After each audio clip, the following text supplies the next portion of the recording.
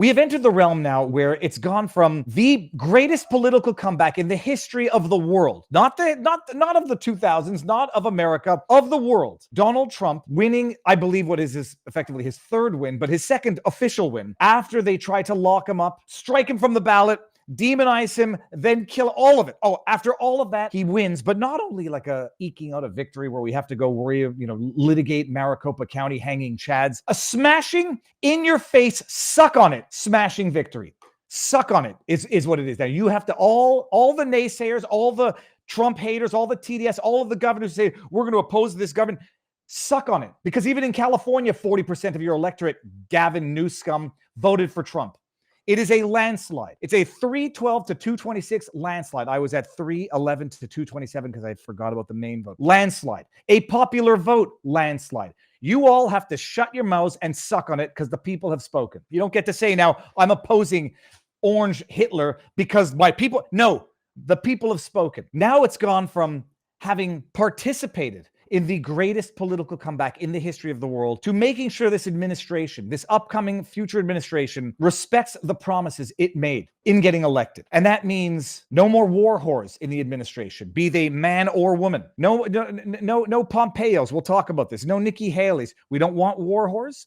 We want the RFK, Make America Healthy Again, populist coalition revolution. And everyone's coming out with their wish lists. What do we want? Who do we want? I've gone through an evolution, and I can appreciate when I've gone through an evolution. Where in the beginning I said, look, you got to pardon all of the non-violent January 6ers, which I believed at the time, and I still believe to today. Because who can say in good conscience, you got to pardon violent criminals? And I'll put them in quotes. At the beginning, it was a foregone conclusion. I believe January 6th was a Fedsurrection. I believe it was a made it happen on purpose, not let it happen on purpose, facilitated by federal agents, federal assets in the crowd, to foment a mob, to then instigate violence deliberately, and also just to let people in, opening up the doors and waving them in, to allow it to happen, to make it happen, so that it could then be weaponized exactly in the same way that they weaponized it against Donald Trump. Insurrection, exclusion under the 14th Amendment, Section 3, insurrection clause. Insurrection, to depict half of America as frothing at the mouth, raging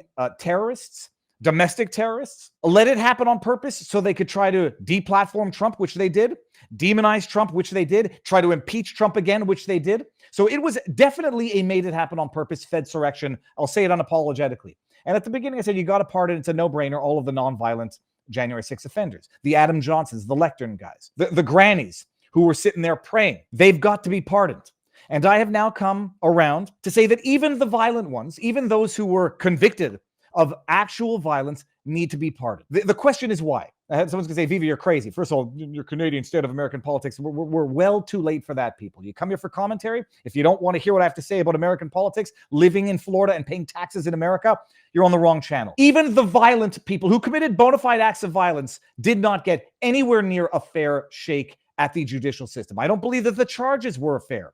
I don't believe that the trials were fair. I don't believe that the judges were fair. And so I have now lived through a sequence of events where I can now understand, how did the president pardon members of, I don't know, by way of example, the Weather Underground? I don't have enough information to take a position on that. But I can now, having lived through this, understand how it's at least possible that you had people who might have been bona fide committers of acts of violence, who nonetheless got railroaded, who nonetheless got unfairly treated by the system, and who most definitely got punishment that was not commensurate with the crime. If they committed crimes and they had been dealt with properly and they had only gone after the violent Jan 6ers and punished them in accordance with their crime, commensurate with other similarly placed people who had been convicted of those crimes, we wouldn't have an issue. We're not there. And by the way, does anybody, let me share the screen. I don't think people realize some of the sentences that some of the violent offenders got for their acts of violence. Listen to this. This is from United States Attorney's Office, District of Columbia. 4 men sentenced for actions during Jan 6 breach. Randolph, listen to this. Listen to this. It's unbelievable. 4 men from Kentucky, North Carolina, Texas, Virginia were sentenced to various terms after they were convicted of multiple felony, yada, yada, related to their conduct. Their actions and the actions of others disrupted a joint session of Congress meant to ascertain the Electoral College for the 2020 vote. Okay, fine. Sentenced by,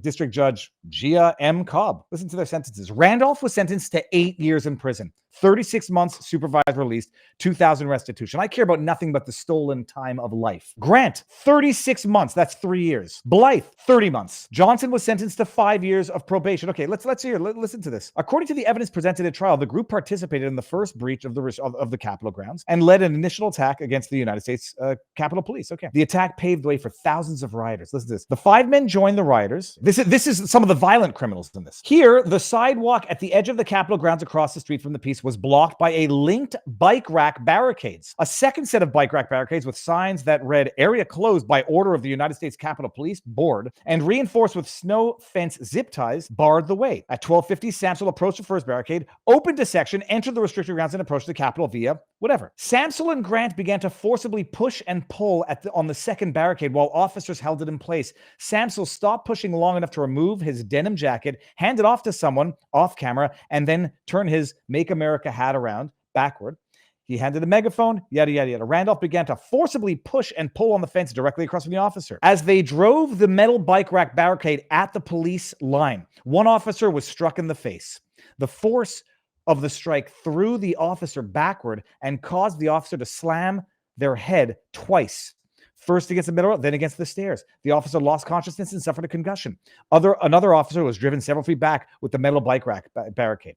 Let's appreciate that. And what did those get? Samsel and Grant? 3 years. This is one of the examples of the other classic example who raises a lot of controversy is Jake Lang, who I've had on the channel, and who some people want to dissociate from the other Jan 6ers because Jake admitted to what he did, but said it was in self-defense to a police force that was beating protesters, stomping protesters. They, in fact, allegedly, depending on who you ask, stomped to death Roseanne Boyland, who they then blamed her death on a drug overdose, even though the drugs in her body were related to treating, from what I understand, ADHD and not any sort of methamphetamine as people commonly understood it. And so people don't want Jake Lang being lumped together with the other non-violent Jan 6ers who are now seeking pardons, commutations, whatever. The entire prosecution of everyone involved was weaponized, politicized, and exaggerated from the get-go. And you got your Molotov cocktail lawyers out of New York getting what? Plea deals that are reduced by prosecutors.